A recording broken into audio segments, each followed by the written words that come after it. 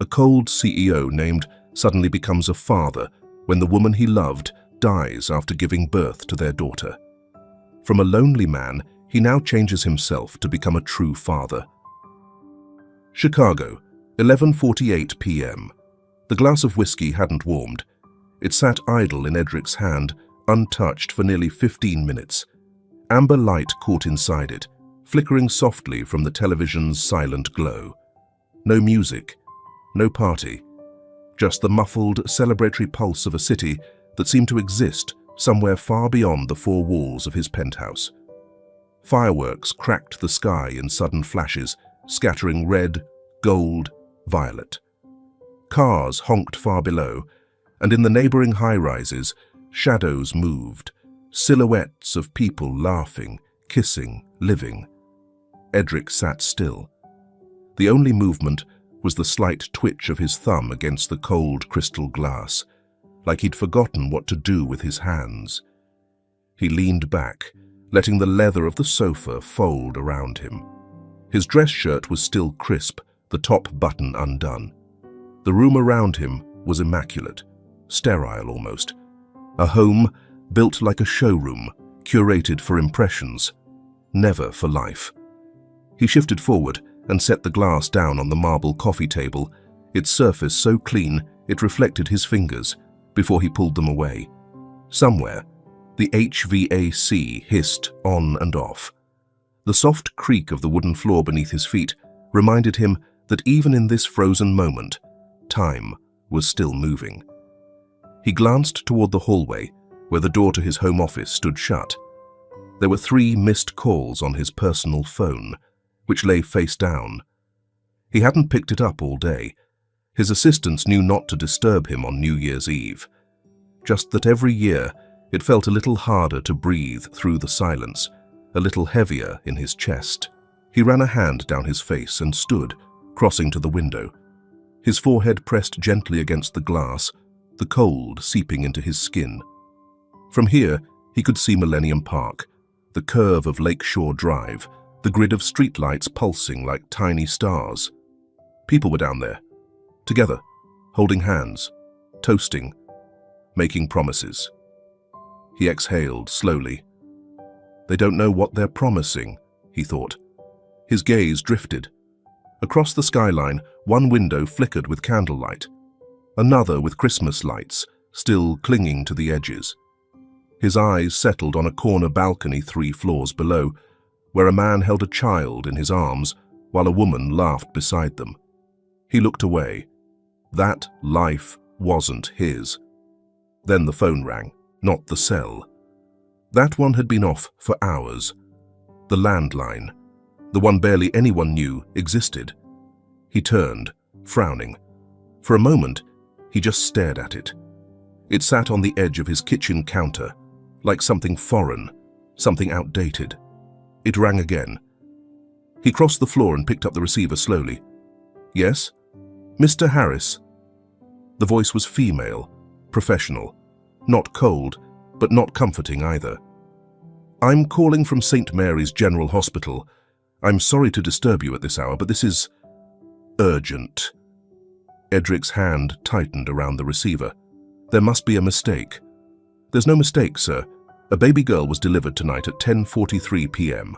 The mother, Olivia Bennett, listed you as the father. I'm very sorry to inform you that she passed during labor. The room tilted. His grip slipped. The world didn't stop, but something inside him did. What did you say? His voice didn't sound like his own. I understand this must be a shock. Ms. Bennett gave your full name and contact. You're the only next of kin on record. He turned away from the counter, slowly, as if the motion alone might change the reality of her words. His heart thudded once, hard, like a warning. I haven't seen her in years, he muttered, mostly to himself. Sir, I need to ask if you can come in tonight.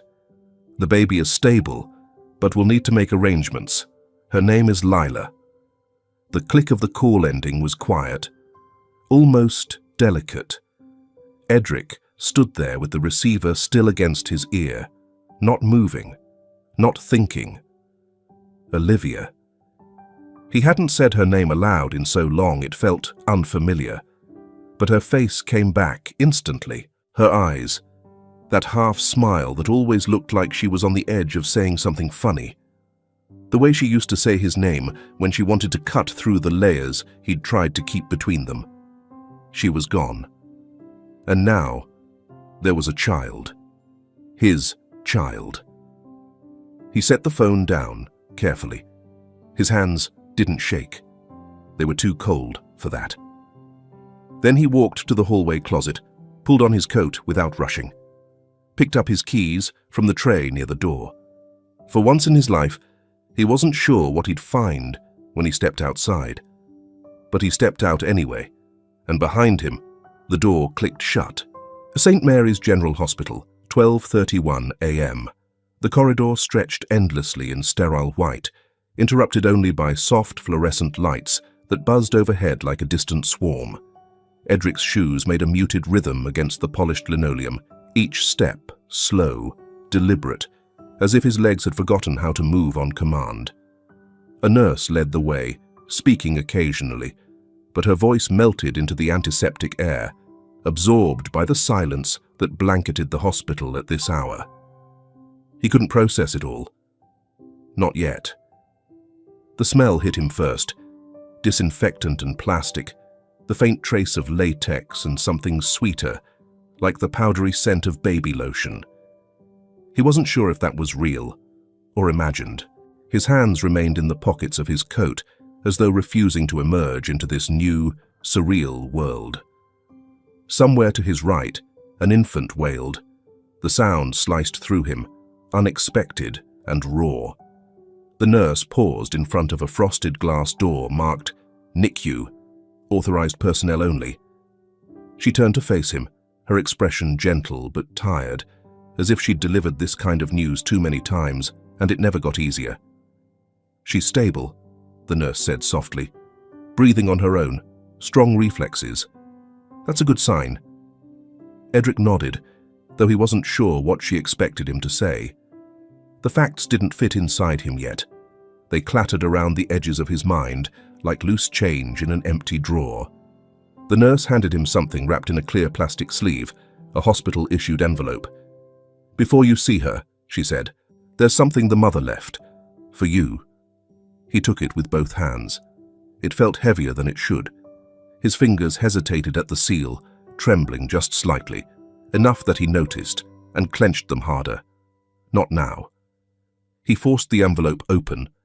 Inside, folded neatly, was a single page of lined stationery. Her handwriting, unmistakable. Still round and precise, like she always wrote, as if someone else would be grading it. Olivia. He read the letter standing there, his breath shallow.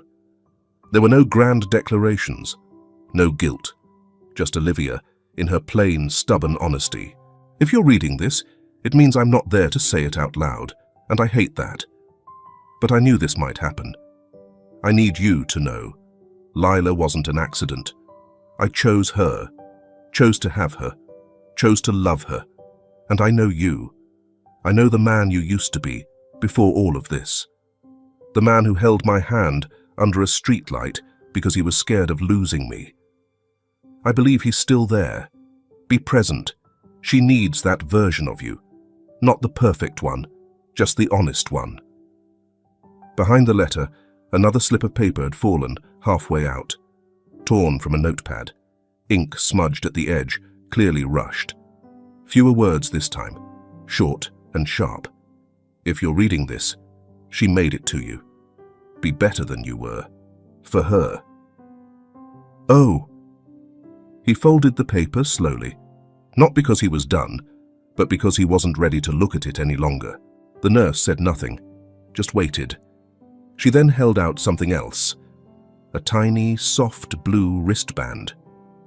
"Her identification tag," she said. The name printed on the band was too small for him to read at first. He held it closer, the fluorescent lights bouncing off the glossy surface. His eyes stopped at the name. Lila Bennett, December 31st, 2024. The letters made his stomach knot. Bennett, not Harris. Of course, it was her name, Olivia's. But it wasn't just a name. It was a sign, a subtle, quiet wall between him and the child that waited behind the door. A signal that he'd not been there, that he'd been irrelevant when it counted, that she had prepared to raise Lila without him. He closed his hand around the band, gently. The nurse opened the NICU door. Inside, the world shifted. Everything narrowed, hushed lighting, the mechanical rhythm of breathing machines, the faint whir of filtered air. Rows of tiny incubators glowed like small stars in the dark. He followed her silently until she stopped beside one near the window. "She's right here." Edric stepped closer, and then he saw her. Lila. She was wrapped in a soft pink swaddle, her head barely the size of his palm. Wisps of dark hair curled against her forehead. Her skin was warm-toned and translucent, like fragile silk. She didn't move, just breathed, steadily. The rise and fall of her chest were nearly imperceptible. There was no music, no poetic overture, just the quiet beep, beep, beep of the monitor beside her, each pulse a steady drumbeat that somehow replaced his own. He stood still, too still. In all the years he had run companies, made impossible deals, cut through negotiations like a blade, he had never felt this helpless, this disarmed. Lila didn't know who he was, didn't care, yet she was here, breathing, because of a woman who had once believed in a version of him that even he had forgotten. He bent forward slowly, placing both hands on the edge of the incubator, unsure if it was allowed. His breath caught when her tiny fingers twitched. Her eyes didn't open, but her hand, fist curled, shifted. Without thinking, Edric slipped his index finger just under the opening of the swaddle. Lila's hand found him. It closed, soft but sure, around his finger, and in that moment the space between them collapsed. He didn't cry, not exactly, but something behind his eyes burned, unfamiliar and sharp, as if every version of himself he had built, every layer, every armor, had suddenly cracked. She held on, not because she knew him, but because he was there. And that was enough. 1 week later, Lila was taken to the penthouse by Edric. The elevator chimed softly as it reached the penthouse floor. Edric stepped out with Lila in his arms, the oversized hospital-issued carrier hanging awkwardly from his shoulder. The doors slid closed behind him, sealing them into a world that suddenly felt far too large. The space was quiet, too quiet. His penthouse, immaculate, angular, stainless steel and slate grey, looked almost clinical now. Expansive glass walls revealed the skyline of Chicago, washed in early afternoon light. His steps echoed on polished concrete as he crossed the living room. The sound of his shoes, the soft rustle of Lila's swaddle, those were the only sounds. She made no fuss. Not yet.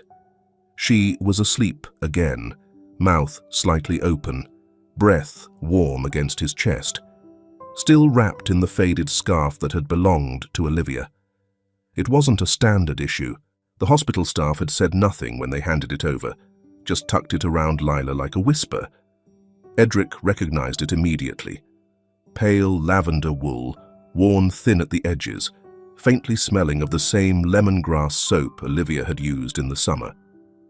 He had forgotten that scent until it found him again, on this threadbare piece of her. He wanted to unwrap Lila, to tuck her into something clean and new, but his fingers paused. The scarf was the only thing she'd ever been wrapped in by her mother. Removing it felt like taking away a connection he didn't deserve to interfere with. So instead, he folded it carefully. He didn't put it away.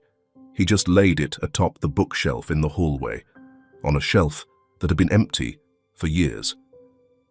Something about seeing it there unsettled him.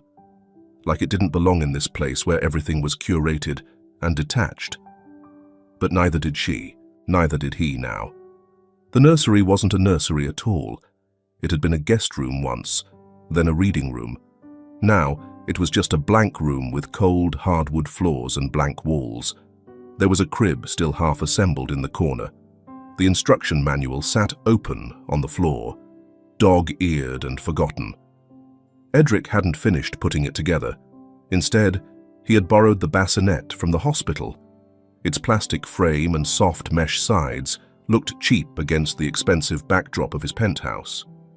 But it was the only thing ready. He laid Lila inside, adjusting her head slowly.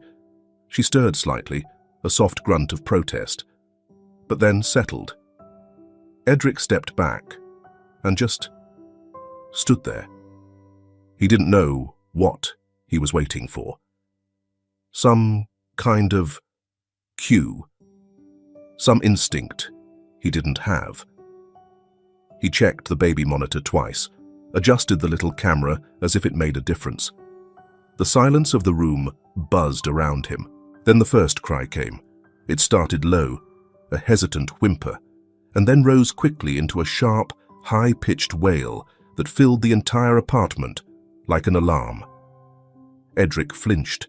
It was louder than he expected. Lila's face turned red, her arms jerking beneath the swaddle. He rushed back to the bassinet, unsure of where to put his hands.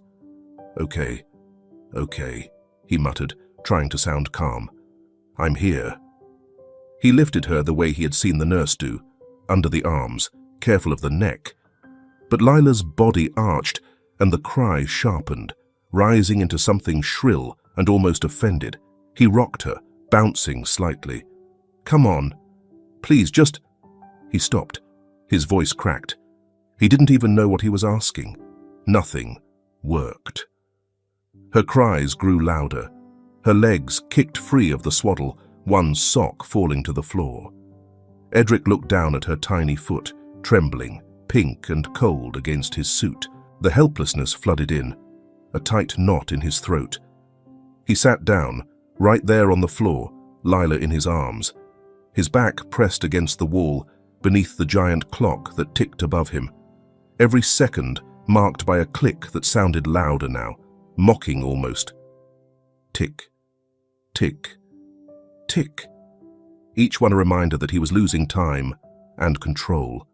He tried adjusting his hold again. She squirmed and wailed harder. And then a voice. May I? He looked up. Margaret stood in the doorway, mid-50s, practical clothes, a canvas bag still slung over her shoulder. She had the kind of presence that didn't rush, didn't intrude, but simply was. Edric blinked. She won't stop. Margaret nodded once. She's hungry, likely overtired too. He hesitated, then, wordlessly, held Lila out. Margaret's hands were steady as she took the baby. The shift was instant. Lila's cry softened, then hiccuped. Margaret cradled her close, walking slowly in a small rhythm through the room, murmuring low, almost inaudibly. Within moments, the crying stopped. Edric stared. There was no magic to it, no trick, just ease, familiarity. She moved like someone who had done this 1,000 times, and Lila melted into her chest without resistance. A strange heat crept up the back of his neck. It wasn't just relief. It was something else, something uncomfortable, jealousy. He wasn't proud of it. But as he watched Margaret hold Lila, soothing her like it was the most natural thing in the world, he felt like a stranger in his own home. A man watching two people connect through a glass wall he couldn't touch. Margaret turned, offering a small smile. Let me take care of her for a bit. You look like you could use a minute. He nodded. Thanks. He stayed seated as she walked away, down the hall, Lila resting quietly in her arms. The rhythm of her footsteps faded into the apartment's silence. Edric stared at the scarf on the shelf, then at the clock. Tick, tick. He ran a hand down his face. His home had never been loud, never been warm, never been messy. Now, it was all three. And somehow, despite everything, it felt more alive than ever. Yet he'd never felt more like he didn't belong inside it. The morning light drifted slowly into the apartment, like a reluctant guest. It filtered through the floor-to-ceiling windows, casting long lines across the marble floor. Edric stood barefoot in the kitchen, bottle in hand, swishing warmed milk in practiced circles. He'd learned the exact temperature the night before, after 2 failed attempts and one particularly sharp scream from Lila that had echoed like judgment off the glass walls. Margaret had shown him how to test it on his wrist. "Not too hot, not too cold," she'd said, guiding his hand. He remembered the way her voice didn't carry instructions like orders, but offerings. He hadn't asked for help. He never did, but she gave it anyway. Now he held Lila in the crook of one arm, the bottle angled carefully. She drank without fuss. Her tiny fingers clutched the edge of his shirt. He still didn't know if he was doing it right, but she wasn't crying. That was enough, for now. Later that day, he stood at the threshold of the guest room, her room now, with a towel draped over his shoulder and Lila squirming softly in his arms. The small inflatable tub Margaret had set up sat on the floor, half full. Steam rose faintly, curling toward the ceiling. He lowered her carefully. The water lapped up her legs, and she startled, arms flailing. A small whimper escaped her lips. "Hey, it's okay," Edric whispered, his hands trembling slightly as he supported her neck and back. Just water, nothing to be afraid of. But the fear wasn't hers. It was his. What if he dropped her? What if the water was too warm? What if she slipped? What if something so simple became something irreversible? He'd spent a lifetime mastering risk, but none of it had prepared him for this. Bathing a child so small, so impossibly soft, she felt more like breath than body. As he reached for the towel, something caught his eye. A faint red mark along the inside of her wrist. It wasn't deep. Likely from the ID band the hospital had secured a bit too tightly. But his stomach twisted.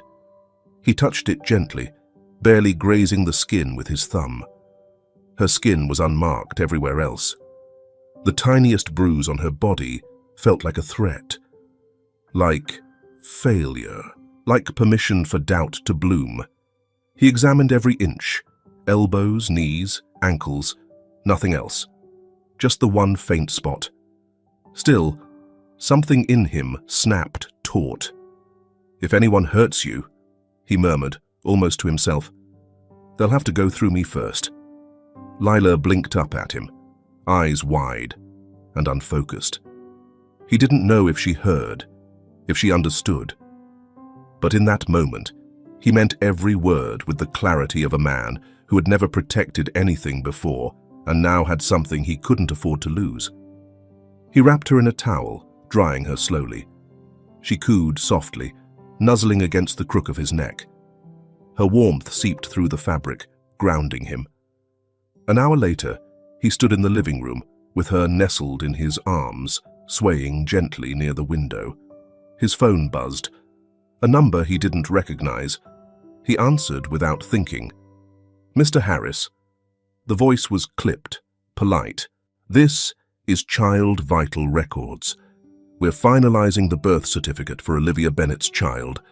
We just need verbal confirmation." Edric's chest tightened. "We're listing the child's name as Lila Bennett. Are you confirming that you are the father?" He didn't speak for a long beat. His mouth opened, then closed again. The name Bennett echoed inside his skull like a bell. Olivia's name, her legacy, her fight. But he was here now. He looked down at the baby in his arms. She was sleeping. Her fingers clung to his collar like she'd known him forever. "Yes," he said, the word cracking quietly. "Yes, I'm her father." There was a pause on the line, then a thank you, and the line clicked dead. He stared out over the city. It wasn't just a name anymore. That night, Margaret took the late shift. Edric sat at his desk, the overhead light dimmed to a soft amber glow. The form was open on his tablet. Certificate of live birth.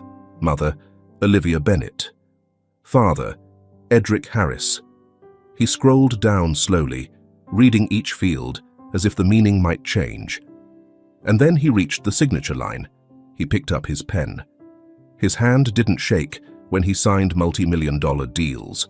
It didn't shake when he cut entire departments to save percentages. But it shook now. Not violently, just enough to feel it, to know that this signature wasn't about power or control. It was about surrender. He stared at his name once it was written. Edric Harris, next to Lila Bennett. Two names, connected now by blood, by ink, by choice. He set the pen down, leaned back in his chair, and let out a breath he hadn't realized he'd been holding. There was no relief, only the weight of what he had just done, not claimed, not rescued, but accepted. For the first time in his life, he had signed something that couldn't be renegotiated, or rewritten, or spun. Something that didn't just define her, it defined him. He walked into her room later that night. She was asleep, mouth open slightly, arms raised, as if reaching for something even in her dreams. He leaned over the bassinet, touched her cheek with the back of his finger. Lila, he whispered. Her eyes fluttered open, just for a moment. And in that moment, something unspoken passed between them. She didn't smile. She didn't cry. But she looked at him. And that was enough. But the nights stretched like wire, thin, humming, tense. Edric had lost count of them, not in the romantic, poetic sense, in the literal one. Somewhere between the third and fourth all-nighter, his phone's calendar stopped feeling like a tool and more like an insult. Alarms buzzed with a precision he once respected. Now they were irrelevant. Lila cried long before they rang. He didn't need reminders anymore. At 2:07 a.m., Edric was already awake when the monitor blinked red. The muffled sound of her cry filtered through the speaker, urgent and unsure. He rolled off the couch, blanket half draped over his legs, and padded barefoot into her room. The hardwood was cold beneath his soles, but his body moved on instinct now. The aching joints, the stiffness in his neck, the faint, persistent throb behind his right eye. These had become constants. Lila was already writhing when he leaned over the bassinet. Her legs kicked, fists balled tight, face crumpled with rage. "What is it, huh?" he asked softly, voice hoarse from sleep he didn't remember having. Hunger, gas, existential dread. She wailed louder. He reached for her, more confidently than he had a week ago, and cradled her against his chest. She thrashed, unconvinced. He began the slow rock that had become his go-to, left, right, sway in rhythm with the low hum of the air conditioner. The bottle was on the warmer. Too hot. He cursed under his breath, fumbling with the lid. Steam rose, scalded his thumb. He dropped the cap.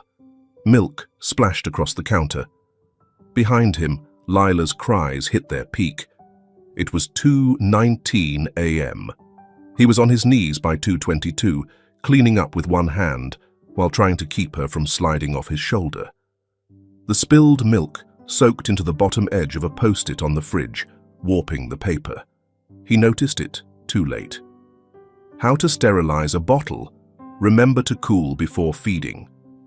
The ink was smudged. His handwriting, usually exact, measured, looked like a stranger's.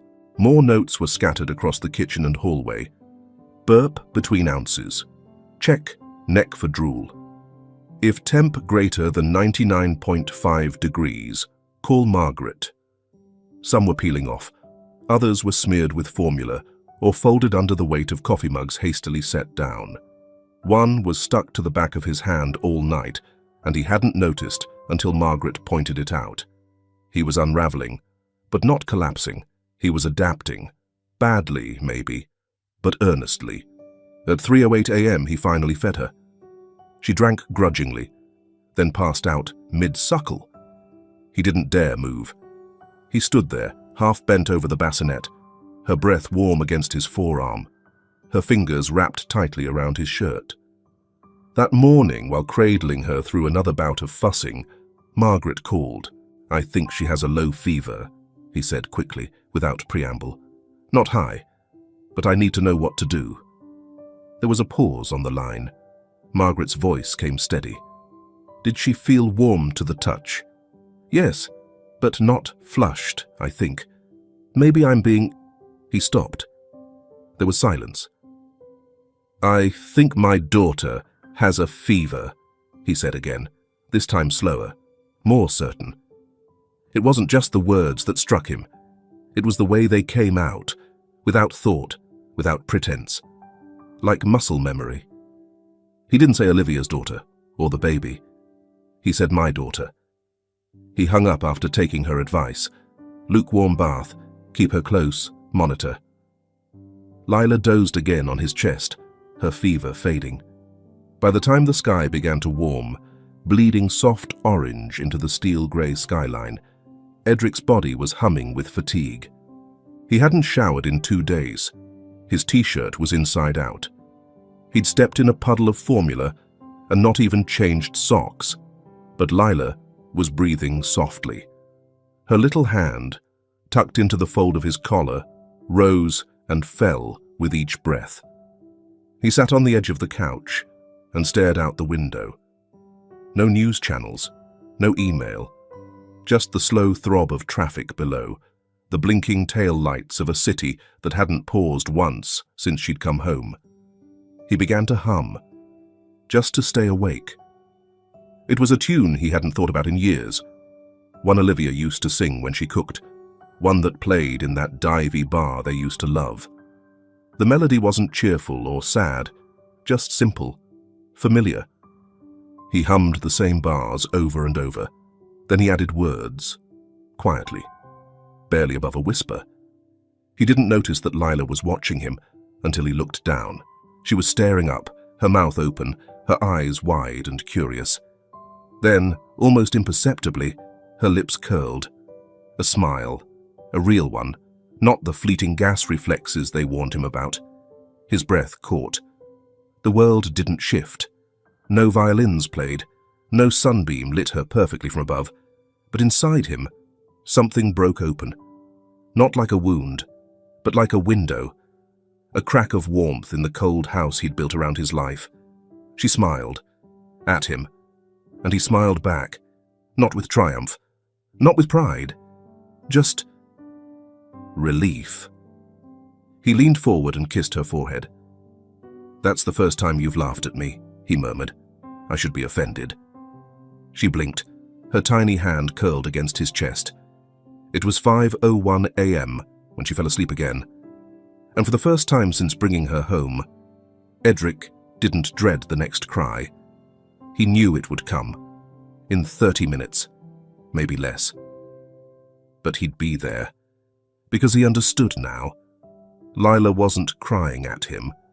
She was crying to him, and that made all the difference.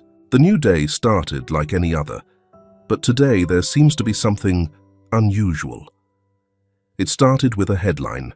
Edric didn't see it right away. Margaret was the one who brought the printout into the kitchen, wordlessly placing it beside his coffee as he tried, unsuccessfully, to burp Lila over his shoulder. The baby let out a wet hiccup. Edric rubbed her back, then glanced down. Billionaire Edric Harris and his secret daughter, first photos inside. Below the headline, a grainy photo of him holding Lila near the window, her head tucked beneath his chin, her body swaddled in the same lavender scarf that once belonged to Olivia. The mug in his hand went still. He read the piece once, then again. The words were intrusive, half-true, and written with just enough plausibility to feel dangerous. There was no name for Lila only the infant or the mystery child. But they had named Olivia. They mentioned her death, speculated about the timing. They'd even included a cropped picture of Olivia from years ago, her face hardened by the grain, made anonymous by time. Margaret waited for him to say something. He didn't. He just stood up and carried Lila into the nursery, door closing behind him with a soft click. By noon, his phone had rung 17 times. His PR team, 2 journalists he hadn't spoken to in years, a woman claiming to be from People, one from Forbes, then texts. By 2 p.m., paparazzi were camped outside the building. He saw them through the surveillance feed, black SUVs with tinted windows, a man sitting on the roof of a van with a zoom lens longer than his forearm. One of them wore a delivery uniform. Another pretended to walk a dog. Edric turned off the feed. Then he went room to room, checking every curtain, every lock, every window. Margaret watched silently. That night, he got an email from security. One of the building's night guards had sold a confirmation to the press.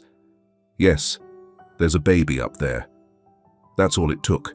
A few words, a few $1,000s. The guard had been let go. Edric asked to meet him anyway. They sat in the lobby after hours, in a quiet corner where no cameras reached. The man was younger than he remembered, pale, nervous, wringing his hands. "I didn't mean harm, sir," he said. "I didn't think it would get so big." Edric didn't yell. He didn't threaten. He only asked one question, voice low even. "Did you think about her before you took the money?" The man didn't answer. He didn't have to. For the next 3 days, the outside world turned rabid. Drones buzzed the windows at dusk. Reporters slipped notes to doormen. Emails flooded in from charities, influencers, strangers claiming to have been close to Olivia, people offering to tell her story. Some asked for interviews, others offered legal advice. One wanted to sell him a book deal. Edric read none of it. Instead, he silenced his phone, declined calls, cancelled meetings, closed his calendar for the month. He turned inward. Margaret noticed it first. His shoulders, once held upright even in exhaustion, were now constantly tensed. He snapped when the microwave beeped, when the baby monitor clicked, when the doorbell rang twice in 1 hour. At one point, a friend from his university days, someone he hadn't spoken to in 6 years, showed up uninvited at the concierge desk. Edric told them never to let that happen again. He cancelled deliveries, declined guests, no mail, no housekeepers, no cleaners. The penthouse became a fortress, and Edric, its self-appointed warden. He hovered, over Lila's crib, over the cameras, over the curtains. At night, he'd stand with arms crossed, watching the skyline with silent fury, as if daring the city to try and take something else from him. One afternoon, he began sketching out escape plans in a notebook, renting a second property, changing identities, moving to the coast, a place with trees, fewer neighbors, less visibility. He showed none of it to Margaret, but she saw the signs. It was during a lull in the day, Lila asleep, the sun stretching gold across the hardwood, that Edric dreamt. Not truly asleep, more like nodding off in the chair near her crib, exhaustion folding him in half. In the dream, he was outside, in a crowd. Flashbulbs exploded in every direction, the world white-hot with noise and frenzy. He held Lila to his chest, but she was crying, screaming, really. And no matter how tightly he held her, how desperately he moved through the crowd, the cameras never stopped. The faces never blurred. She just kept crying, louder, rawer, until the sound filled his ears and eclipsed everything. He tried to shout, to scream, "Stop!" But his voice didn't work. He woke with a jolt, the sound of silence suddenly too sharp. He stumbled into her room. She was there. Asleep. Breathing. Still his. He sank to the floor beside her crib and stayed there until the light changed. That evening, He was reviewing security footage again, fast-forwarding through another uneventful day of shadows pacing near the parking garage, when Margaret approached quietly. She didn't knock. She didn't ask. She placed her hand on his shoulder. He tensed, out of habit more than resistance. "She needs a father," she said gently. "Not a superhero." He turned toward her, slowly. His expression was unreadable, but his shoulders slumped. "I can't protect her," he said after a moment. "Not really. Not from all this." "No one can," Margaret said. "But you can be there. That's the part she'll remember." He nodded. It was small, but it was real. That night, Lila stirred amid the noise of another helicopter circling overhead. Edric walked to her room, picked her up without speaking, and carried her to the farthest room in the penthouse. The quietest corner. No windows. He laid her on his chest, heartbeat steady. Outside, headlines flashed, rumors churned, clicks climbed. Inside, Lila slept. And Edric, still, alert, breath synced with hers, knew something he hadn't known before. He could lose money, he could lose legacy, he could lose control. But this tiny weight against his ribs, this breath on his collarbone, this soft sigh, this was the first thing he'd ever had that made the world outside feel smaller than the one in his arms. And for the first time, in a very long time. He let the noise fade and just listened to her sleep. One afternoon, while Edric was looking for a tax document, a dull, bureaucratic chase, but instead, what slid out into the open was a small, bent postcard. Its corners were curled, the ink slightly faded. He stared at it, a watercolor print of Portland's rainy skyline, the kind you'd find at a gas station. On the back, a familiar looping script.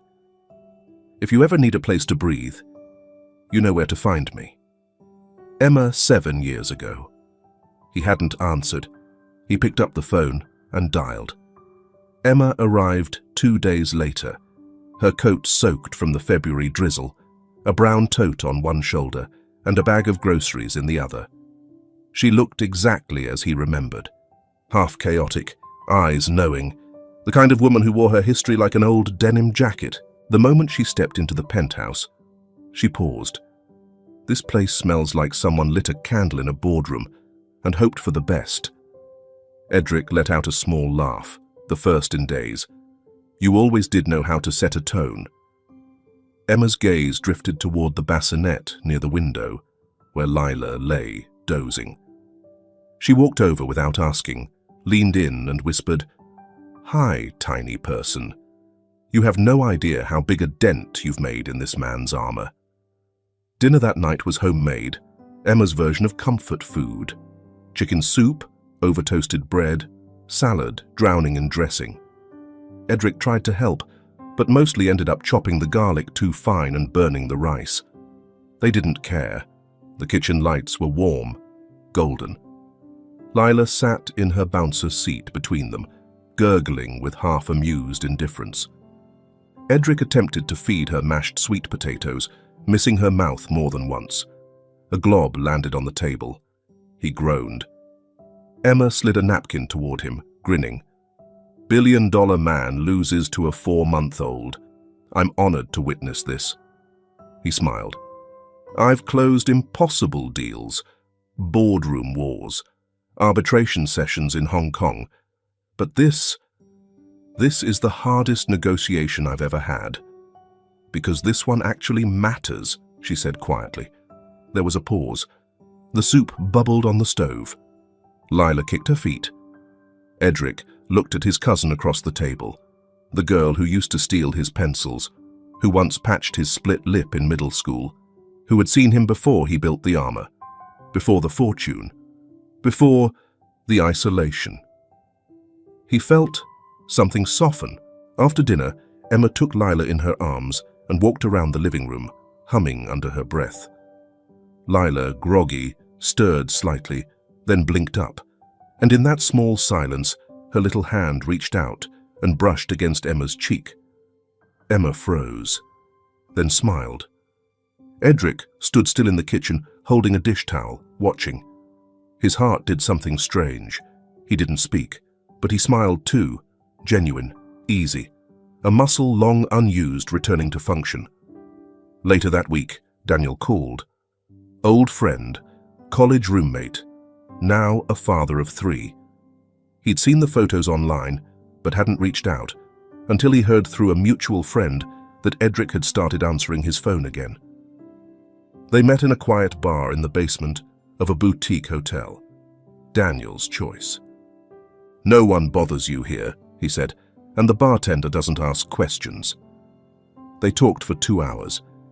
Daniel spoke of parenthood like it was war, and wonder rolled into one. "There's no handbook," he said, nursing a beer. "Just guesswork and survival. You think the sleepless nights are the worst, but it's not that.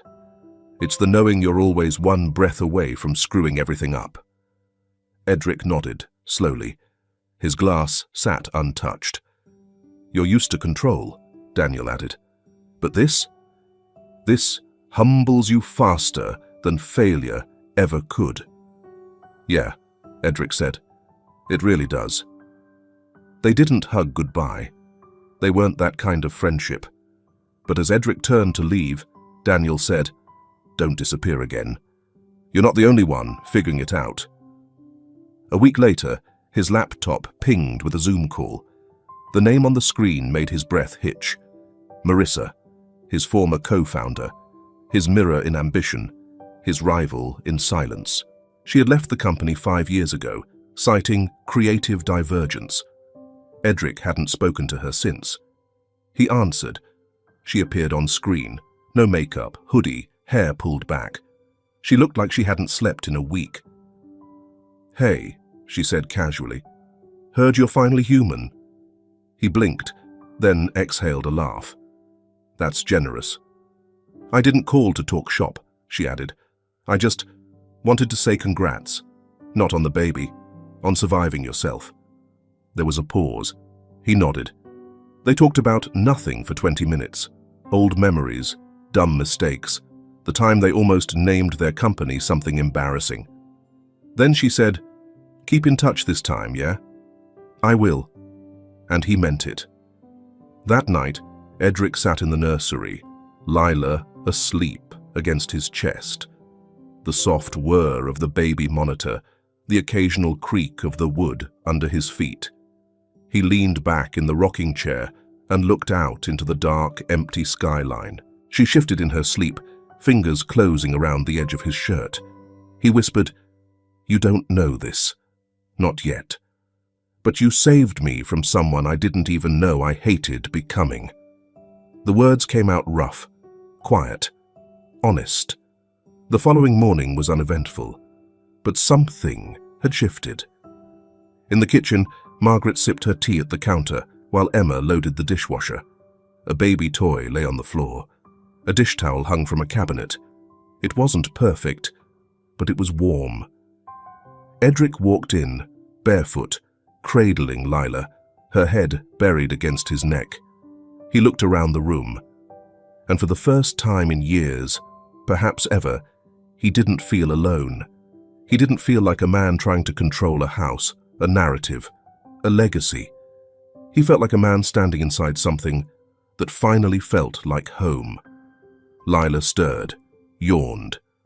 Emma reached to tickle her chin. Margaret handed Edric a clean bottle without a word. The morning light washed over all 3 of them. A new day, and finally, a family. Edric thought for a long time and decided to do something he should have done a long time ago. Today, he would visit Olivia's grave. He stood at the door longer than he needed to. The lavender scarf sat on the hallway table, folded with more care than any item of clothing had ever deserved in his home. It wasn't fancy, just worn wool, faded at the edges, but it had wrapped Lila on her first night in the world. It had once belonged to Olivia. It was the first thing their daughter ever knew of her. Edric slipped it gently into the inner pocket of his coat. He didn't bring flowers. That felt performative, hollow. But the scarf. This meant something. The cemetery was quiet, in the way only winter can make a place quiet. Damp earth. Bare trees. The kind of stillness that wasn't peace, but pause. Everything under the surface was waiting for something to bloom again. The gravel crunched beneath his shoes. No one else walked the rows of stones, except for a woman in the distance, stooped, slow, kneeling beside a grave. A bouquet of wilting lilies sat beside her. Olivia's plot was near the back, tucked under a spindly dogwood tree that had long since shed its leaves. The headstone was simple, grey, newer than the rest. No grand inscription, just her name, her years. And beneath it, a short line he hadn't chosen. Loved freely. Lived honestly. He crouched. The wind tugged at his coat, tried to steal the silence. He didn't speak right away, just took out the scarf, unfolded it carefully, and laid it across the base of the stone. It fluttered a little before settling.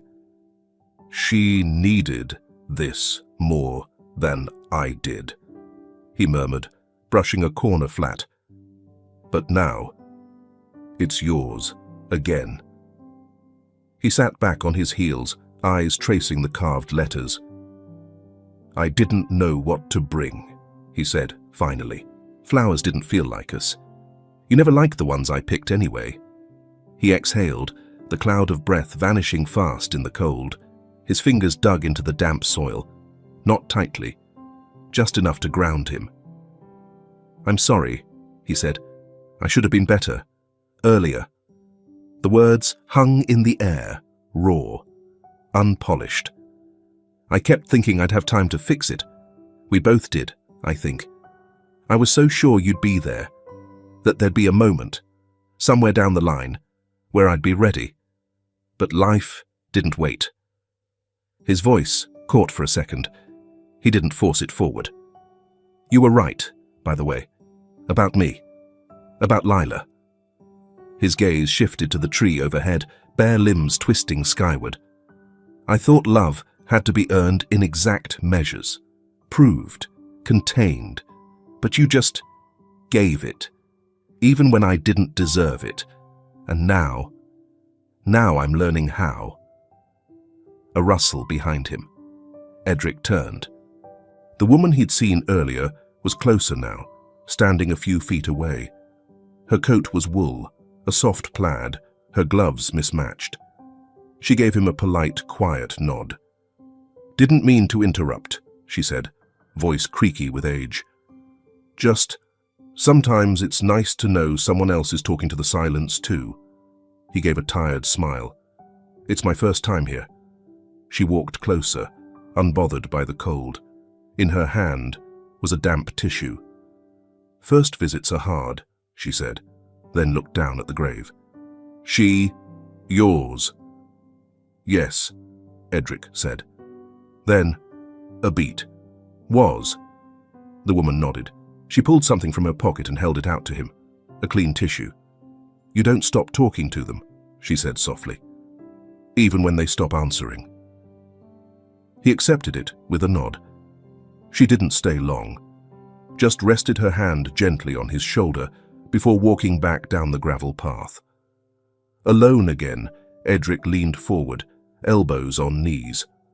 A memory came, slow and uninvited. He and Olivia standing by her car, the storm soaking through her red dress. She'd just said something. He couldn't remember what, but her eyes. Her eyes had waited for him to say it back, to fight for her, to choose her. He hadn't. I was too proud to listen, he whispered, and you were too tired to repeat yourself. His hands curled against the fabric of his coat. The wind picked up again. From somewhere above, a crow called once, then went quiet. He reached out, touched the smooth top of the headstone. His hand rested there. Thank you, he said, for believing in me more than I ever did.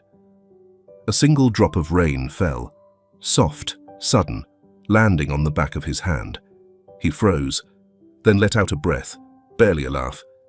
"Yeah," he said, glancing up. "I get it." He stayed a while longer, not talking, just being there. And before he stood, he did one more thing. He took out his phone. No angles, no filters. Just one photo. The scarf. The stone. Her name. He titled the image, "Lila, Mom," saved it, locked it. Not for today. But someday when she asked. When Edric returned to the car, the engine was cold. He sat for a long while before starting it.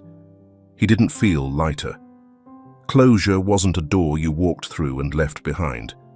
It was more like a window. Sometimes you opened it, just enough to let the air in. But he had said the things that needed saying. And she'd listened, in the only way they could. As he drove off, the rain came. Not heavy, but steady. And in the back seat, Lila stirred in her sleep. Still breathing. Still here. In memory of Olivia and other single parents, Edric founded the Olivia's Light Foundation, which provides medical, legal, and psychological support to single-parent families across the United States. The name came from Emma. They were sitting at the long oak table in the dining room, the one Edric had once used to host investors and board members. Now, it was covered in paper, notes, printouts, staff bios, zoning regulations. He had spent the morning pitching names that sounded clean, polished, marketable. New Horizons, the Second Start Initiative, Haven Works. Emma didn't interrupt. She just waited. And when he finally paused to sip his coffee, she slid a folded sheet of paper toward him. Scrawled across the center, in her familiar script, were 3 words: Olivia's Light. He stared at it for a long time, said nothing. That night, alone in the study, he wrote the name out 5 times, each time a little slower, a little surer. And by the 5th, he knew he wasn't going to call it anything else. The office space wasn't glass and chrome. He didn't want that. It was an old converted library building in the South Loop. Brick walls, high windows, sunlight pooling on the floor in long rectangles. He chose it because it felt lived in, safe, like something that had been held together more by care than concrete. Edric walked every square foot of it, not as a CEO, but as a builder. He measured where the playroom would go, sat in the corner that would become the intake area, pushed open every creaky closet door. At one point, he knelt and ran his hand along a cracked baseboard and murmured, "We can fix this." Margaret smiled from the doorway. She'd like that. They didn't just hire on qualifications. Edric insisted on being present for each interview. He read every resume, even the ones with typos or missing credentials. The team flagged him when a woman came in, early 30s, former nursing student, single mother, dropped out during her 2nd trimester, no recent job experience. During the interview, she sat with her back straight, hands folded tightly in her lap. Her voice was steady, but her eyes kept flicking to the door, as if bracing to be dismissed. Edric leaned forward. "If you were Olivia?" he asked. "What would you have needed most?" The woman blinked, thrown. Then her voice lowered. "I wouldn't need pity," she said. "I'd need someone to believe that I still matter." Silence stretched between them. Then Edric nodded slowly. He crossed off 3 other candidates that afternoon. Perfect resumes, polished answers, 0 heart. The day they opened the doors, Lila ran through the office barefoot, holding a marker in one hand and a half-eaten cracker in the other. The space wasn't finished, furniture half-assembled, welcome desk unpainted, but it was real. People were already arriving, volunteers, mothers, babies in slings and strollers. Edric knelt to tie Lila's shoe when she dropped the marker and trotted to the glass wall of the main conference room. She pressed her hands against it, then turned to Emma with a grin. "Mama," she said, tapping the window. Edric froze. Emma looked up, gently. She's talking about the drawing, I think. On the other side of the glass, a new doodle appeared. 5 crayon suns, a blue squiggle labelled home, and a stick figure with a circle in its belly. Lila beamed and pointed at it. Mama House. She had drawn it during a quiet hour that morning while Edric was on a call. No one had noticed until now. An intern reached to remove it later, thinking it was just childish clutter on company glass. But Edric stopped him. "Leave it," he said. "It belongs." Word spread. By the second month, the intake list had doubled. So had the donations. Edric refused to let the foundation grow too fast. Every expansion was intentional. Every hire was personal. He visited shelters, talked with social workers, held babies while their mothers filled out forms. He didn't bring cameras, didn't give speeches, but he listened. He showed up. And slowly, the wound inside him, the one Olivia's absence had carved, began to ache less. Because for the first time in a long time, he wasn't just reacting to loss. He was building from it. Late one afternoon, as rain whispered against the windows, a young woman stepped through the front door. She wore a faded hoodie, old sneakers soaked through, and held a sleeping infant in a worn grey sling. Her hair was pulled back messily, a tear in the elbow of her sleeve. But her eyes were unflinching. Edric saw her before the receptionist did. She didn't approach the desk. She stood just inside the door, rocking slightly, scanning the room. When Edric approached, she didn't flinch. She simply looked up, tired but proud. "Do I need a letter from someone to prove I deserve help?" she asked. Not pleading, not accusing, just asking. Edric's throat tightened. Olivia had asked for so little, had carried so much alone, had refused to beg the world for space she should have always had. He looked at the young mother, and he saw her, not just the resemblance, but the courage. He didn't answer right away. He just nodded. "You're in the right place," he said softly. She exhaled, just once. And for the first time that day, she smiled. That evening, after the last family had left, Edric walked the halls alone. He paused in front of the glass wall. The crayon drawing was still there, smudged now, sun-faded, but intact. Below it, Lila had added a new figure, shorter, next to the stick figure labelled Mama. It had spiky lines for hair. Edric smiled. He traced the new figure with one finger and whispered, "Daddy's home too." 1 year later, New Year's Eve again.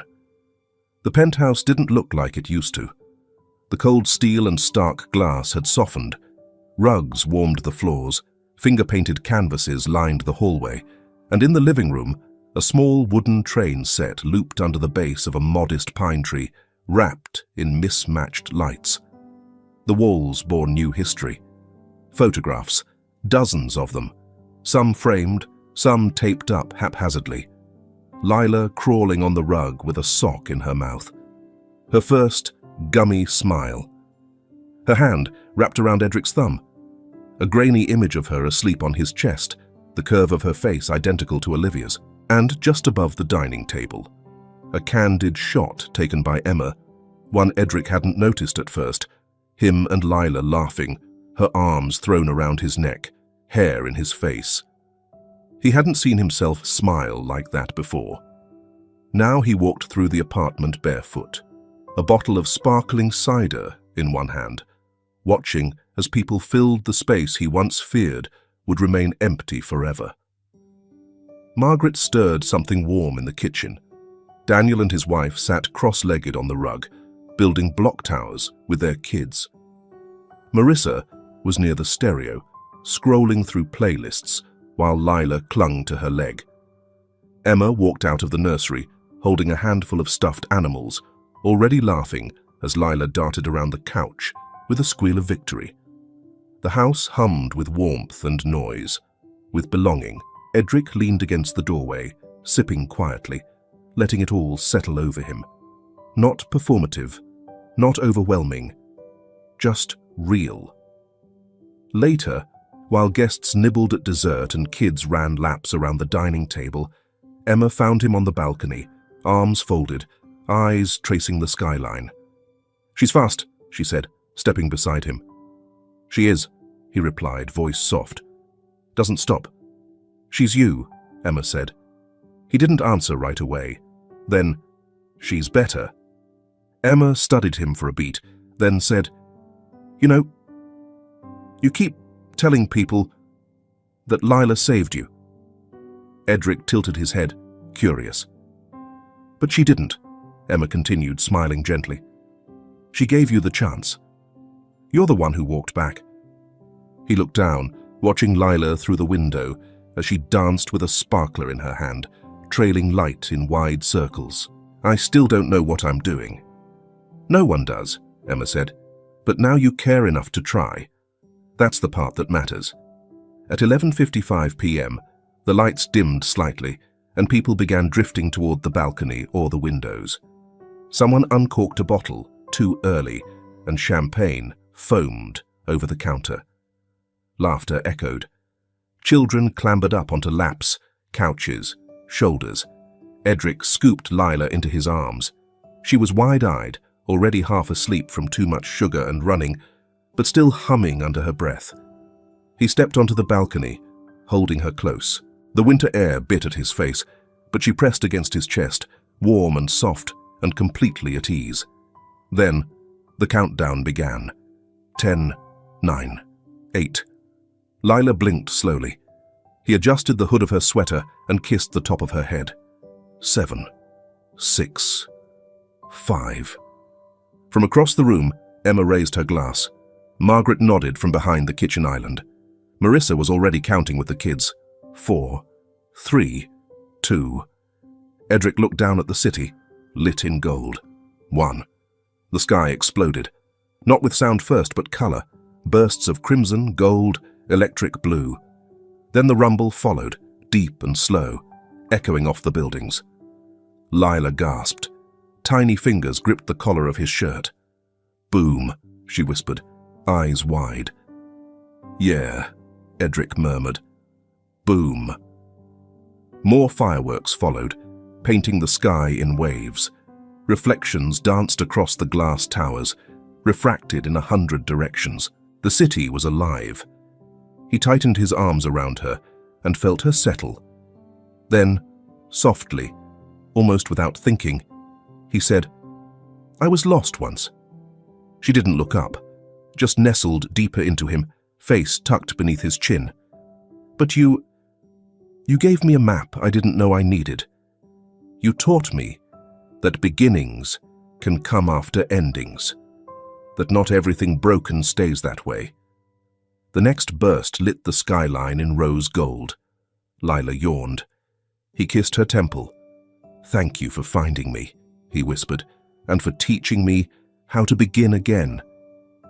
Lila didn't answer. She didn't need to. She simply smiled in her sleep and rested her head against his shoulder. And in that instant, surrounded by laughter, light, and the echo of fireworks, time stilled. No more regret. No more what if. Only now. Only this. Only the quiet, unmistakable knowledge that some loves don't just heal you, they rebuild you from the inside out.